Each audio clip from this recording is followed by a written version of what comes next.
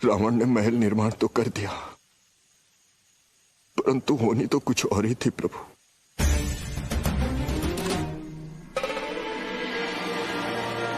तुम्हारे द्वारा बनाया गया भवन स्वर्ग से भी सुंदर और संपूर्ण है। परंतु एक बात अभी भी अपूर्ण है माते। क्या अपूर्ण है नारद मुनि? वास्तु पूजन के उपरांत ब्राह्मण को दक्षिणा दिए बिना ये शुभ कार्य अपूर्ण है। शास्त्र के अनुसार भवन का स्वामी अभी भी रावण ही है, माता पार्वती नहीं, क्योंकि रावण को उसके परिश्रम का मूल्य नहीं दिया गया है, अर्थात दक्षिणा नहीं दी गई है। रावण की दक्षिणा और परिश्रम का मूल्य स्वयं महादेव देंगे। अवश्य। दशानन, जो तुम्हारी इच्छा हो मांग लो। अपनी दक्षिणा के रूप में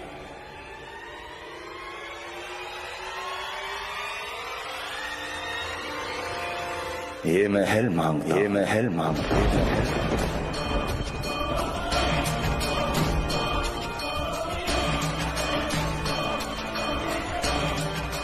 आज इसी क्षण से यह महल तुम्हारा हुआ।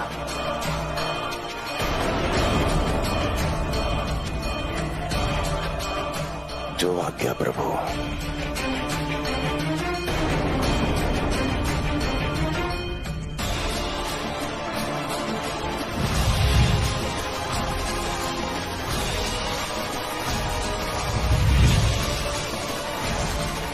प्रभु के महल दान देने से माता पार्वती के हृदय में बहुत बड़ा आघात पहुंचा, जिससे वो रुष्ट होकर वहां से चली जाती।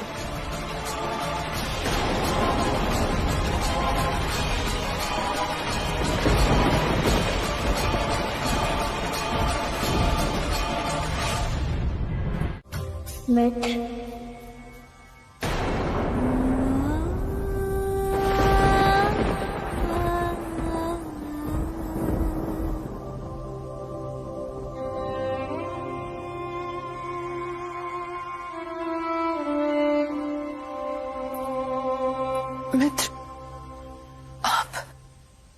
मित्र, मैंने जान लिया आपकी कथा।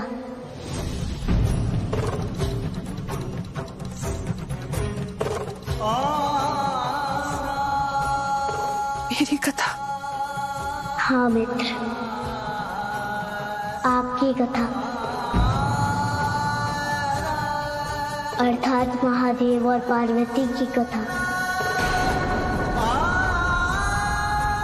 निश्चय किया था कि आपकी कथा आपके मुख से सुनूं,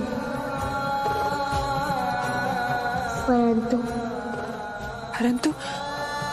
क्या सुना आपने? जो सुना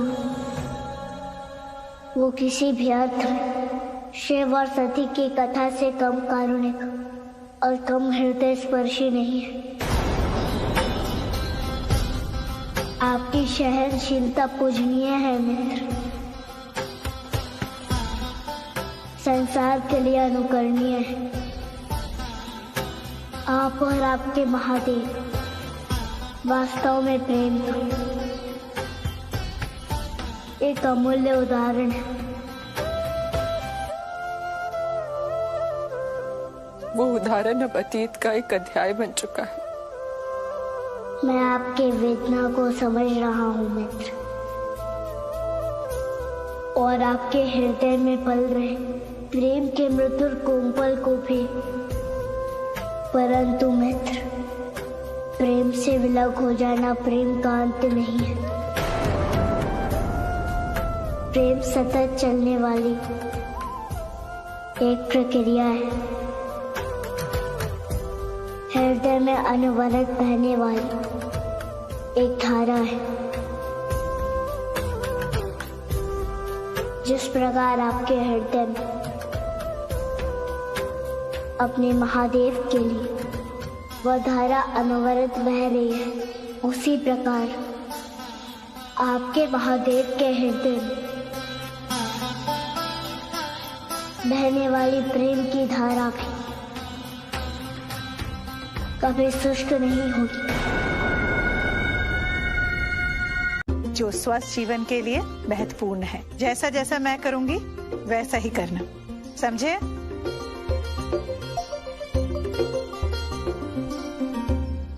देवी, आज आपको मेरे साथ ही गुरुकुल चलना होगा। अल्प सूचना पर एक आवश्यक सभा का आयोजन किया जा रहा है, जहां हम दोनों की उपस्थिति अनिवार्य है देवी। ठीक है ऋषिवर।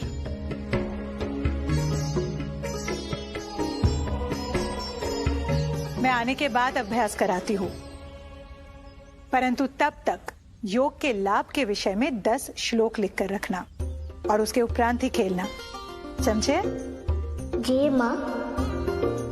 चलिए आइए।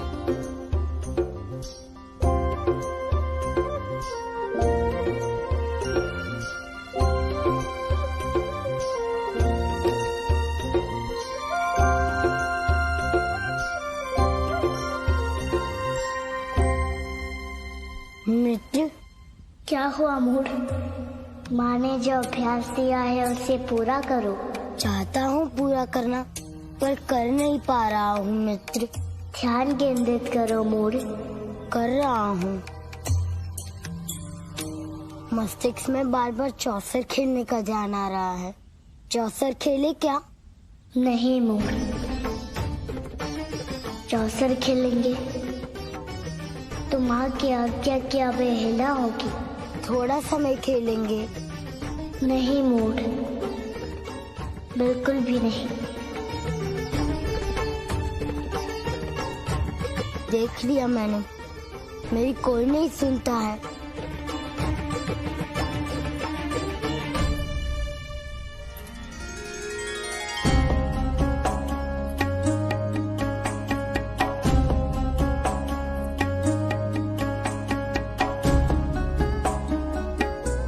पड़ोसन मित्र, आप मेरी बात सुनेंगी? हाँ मूड, बोलो। मेरे साथ चौसर खेलेंगी? अवश्य खेलूंगी, परंतु ये समय तो अध्ययन करने का है ना। पहले अध्ययन कर लो, उसके उपरांत अवश्य खेलूंगी। अध्ययन करने के लिए तो खेलने को कह रहा हूँ, क्योंकि मेरा ध्यान भटक रहा है। मुझे लगता है मैं खेलूंगा तो अध्ययन पर ध्यान एकाग्र हो जाएगा। ये लोग नहीं खेल रहे मेरे साथ, इसलिए आपसे कह रहा हूँ, आइए ना, कृपया मेरे साथ खेलिए।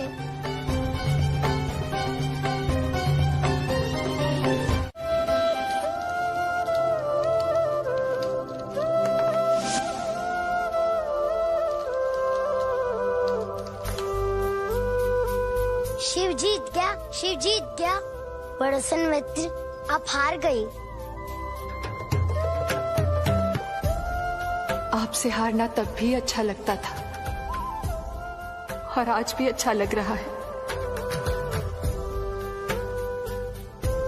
जिस प्रकार आप महादेव के स्वभाव को अपनाए हुए हैं, उसी प्रकार उनके स्वरूप को भी अपना लीजिए मित्र।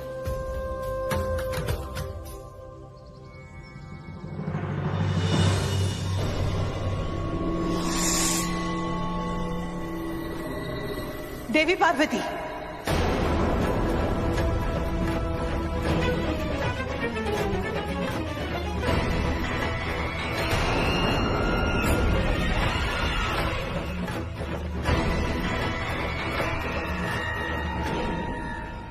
किसकी अनुमति से आप मेरे पुत्रों के साथ चौसर खेल रही हैं?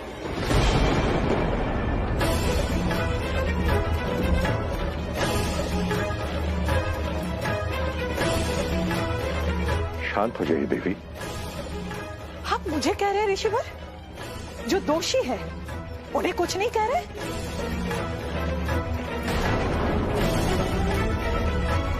माँ, शांत हो जाइए।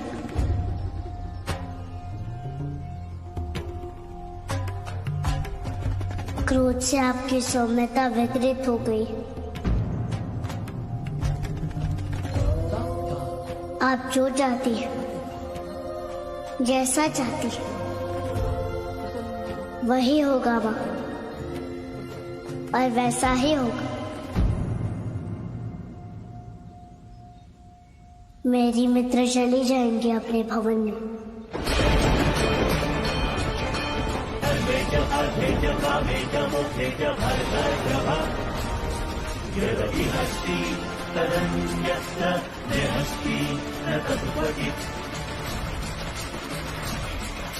हाँ माँ, आपके सुख, शांति, संतोष और प्रसन्नता से बढ़कर मेरे लिए कुछ भी नहीं है।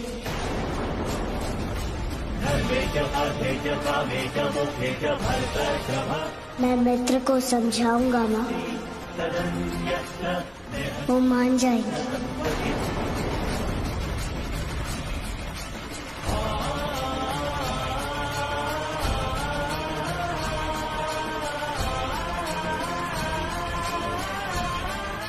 मित्र, मैंने ही आपको यहाँ रहने को कहा था,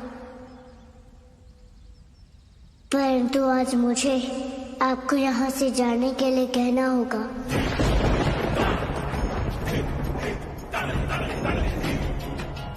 क्योंकि आप जानती हैं, माता का दुख मेरे लिए असहनीय होता है।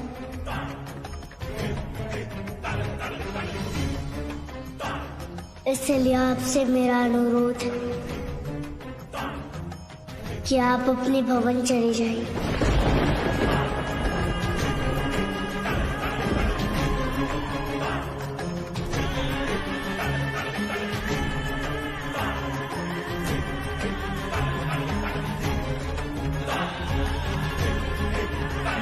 मैं आपका दुख समझ सकती हूँ मित्र। आपको अनुरोध करने की कोई आवश्यकता नहीं। यह आप लोगों का घर है, आप जैसे चाहेंगे वैसा ही होगा।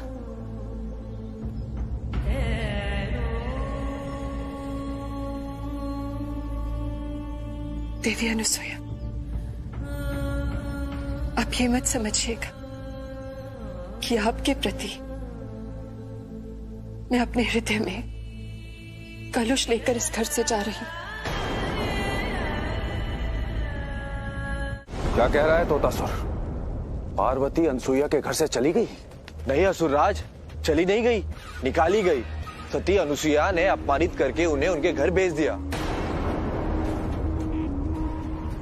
बात तो वही हो गई महाराज, पुनर्मूषको भव। ये तो बहुत ही शुभ समाचार है, तुम जा सकते हो।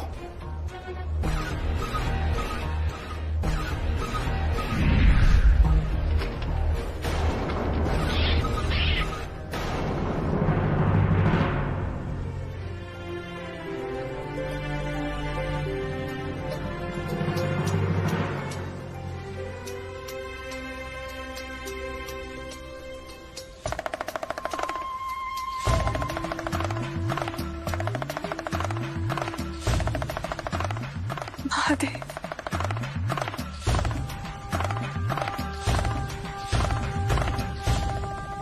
हमारे बीच ये अंतराल कब तक रहेगा महादेव? कब समाप्त होगी ये दूरी? ये कैसी परीक्षा है?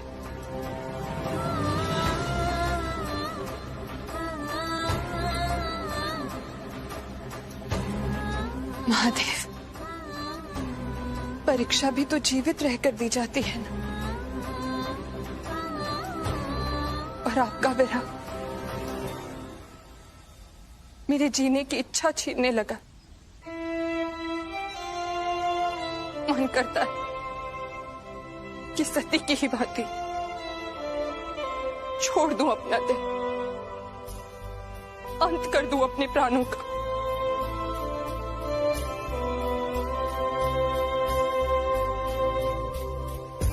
और समाहित हो जा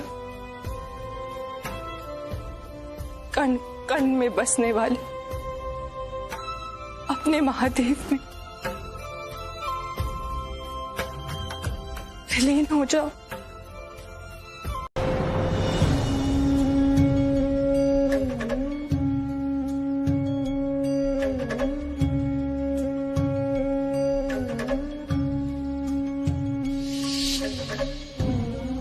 शिव, हाँ माँ। तू मुझे छोड़ के तो नहीं जाएगा ना? नहीं माँ, मैं आपके साथ ही रहूंगा और कभी कहीं नहीं जाऊंगा।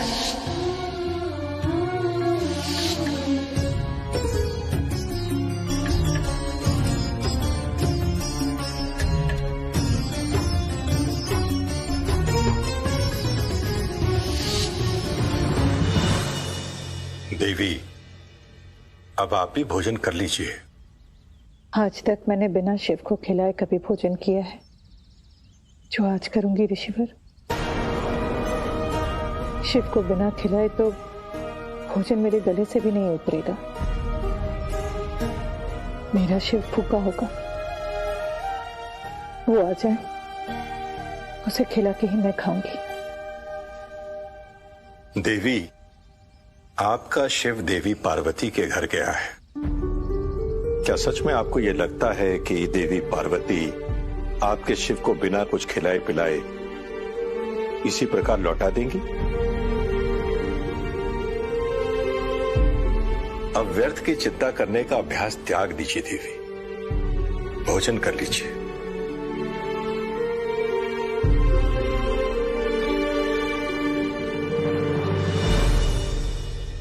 मुझे तो ऐसा लगता है कि शिव जब देवी पार्वती के साथ होता है तो मां को भूल ही जाता है।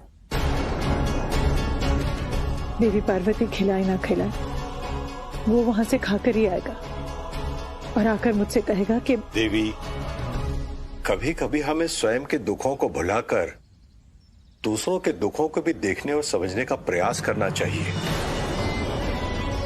लाभ हमारा ही होता है। हमें स्वयं अपने दुख छोटे लगने लग जाते हैं देवी। आपके कहने का संकेत किस ओर है? महादेवी की ओर। देव! तेरी ओर अस्त्र आ रहा है, बचो उससे!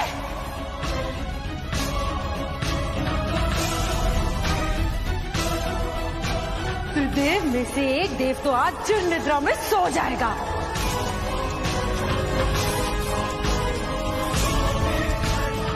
रुक जा देव, रुक जा! उस देव के पीछे मत भागो देव!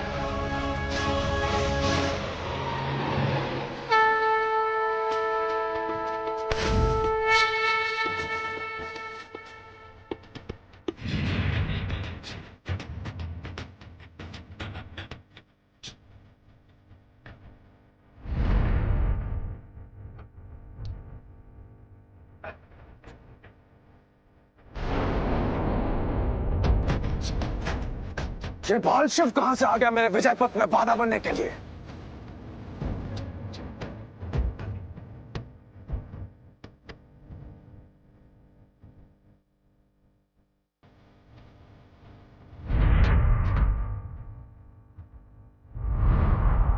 भ्राता देव, स्वयं का युद्ध और स्वयं की रक्षा सबसे पहले स्वयं करनी होती है।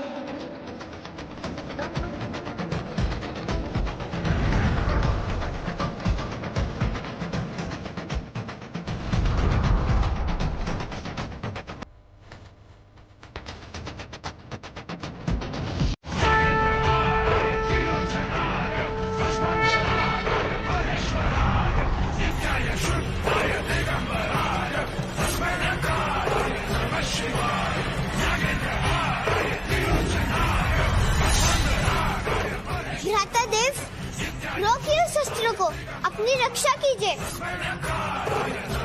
मैं कैसे करूं अपनी रक्षा? जैसे भ्राता नारायण ने अपने और अपनी गदा की शक्ति को जाना था भ्राता देव।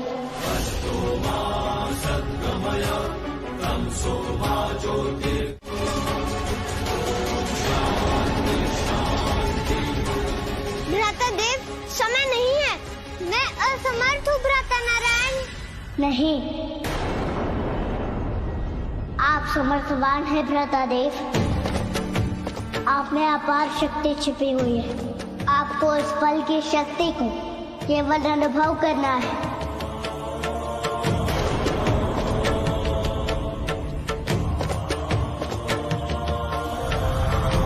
हाँ, जैसे मैंने और भ्राता शिव ने अनुभव किया था। और भ्रातादेव, संकट काल ही सर्वोत्तम काल होता है। अपनी शक्ति को पहचानने प्रयास कीजिए भ्रातादेव। जगाइए अपनी शुभ शक्तियों को भ्राता और प्रभावहीन बना दीजिए इस अस्त्र को।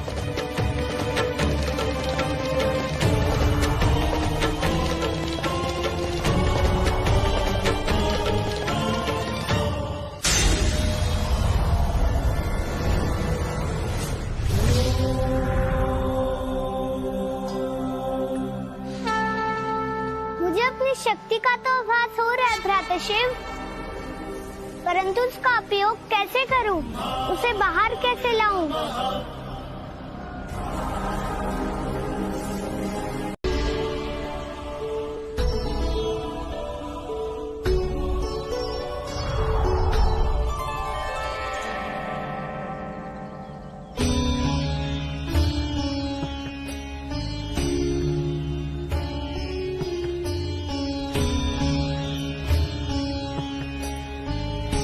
दोनों अचानक, कोई विशेष कारण? नवरात्रि काल की बेला आरंभ होने वाली है बहन, जो स्वयं तुम्हारा काल है, आदि शक्ति का काल। अब हमारे सुख के दिन वापस लौटने वाले हैं बहन।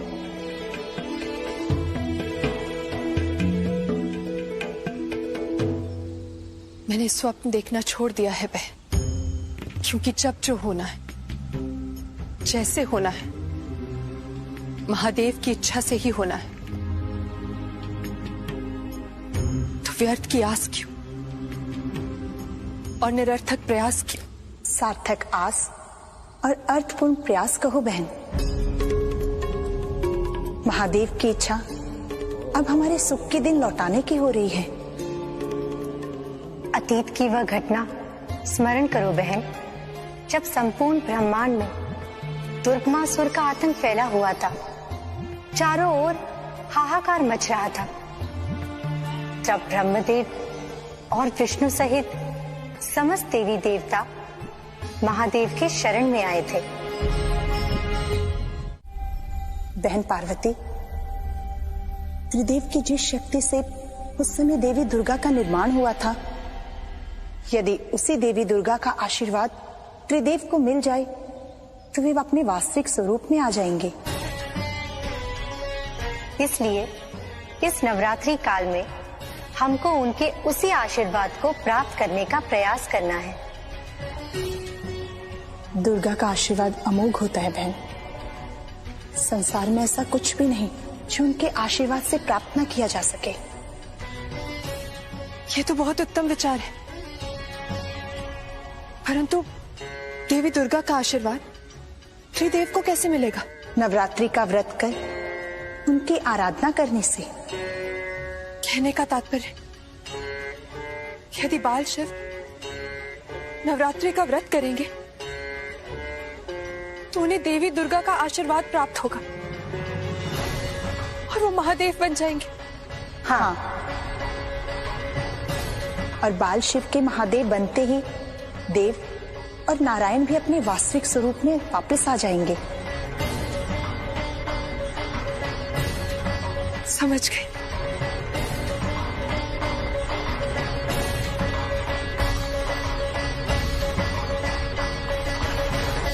परंतु प्रश्न ये है कि क्या देवी अनुसुईया उन्हें व्रत रखने की अनुमति देंगी?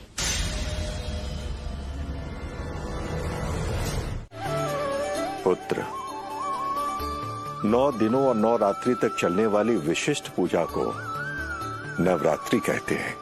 किसकी पूजा होती है नवरात्रि में? विशेष रूप से माता दुर्गा और उनके 9 स्वरूपों की पूजा की जाती है नवरात्रि में। वर्ष में नवरात्रि 2 बार मनाया जाता है। एक तो इसी माह चैत्र माह में, जिसे चैत्र नवरात्र या वास्तविक नवरात्र कहते हैं, और दूसरा आश्विन माह में पड़ने वाला शारदीय नवरात्र। इस त्योहार में 9 दिनों तक व्रत रखकर प्रत्येक दिन दुर्गा माता के विभिन्न स्वरूपों की पूजा की जाती है। अलग अलग स्वरूप के नाम क्या है पिताश्री? शैलपुत्री, ब्रह्मचारिणी, चंद्रघंटा, कुष्मांडा, स्कंद माता, कात्यायनी, काल रात्रि, महागौरी और मां सिद्धिदात्री। ये हैं मां दुर्गा के 9 स्वरूपों के नाम। प्रतिदिन पवित्रता पूर्वक जो इनके व्रत रखकर माता का पूजा करता है, मां उस व्रती के सभी मनोकामनाओं को व्रत के अंतिम दिन अपने सिद्धिदात्री अवतार में पूर्ण कर देती है। मां किसी भक्त की झोली रिक्त नहीं रखती। शिव देवी दुर्गा व्रत करने वालों की समस्त मनोकामनाएं पूर्ण कर देती हैं। हाँ शिव, मां इतनी दयालु है कि व्रत करने वाले अपने भक्तों की सभी मनोकामनाएं पूर्ण कर देती हैं।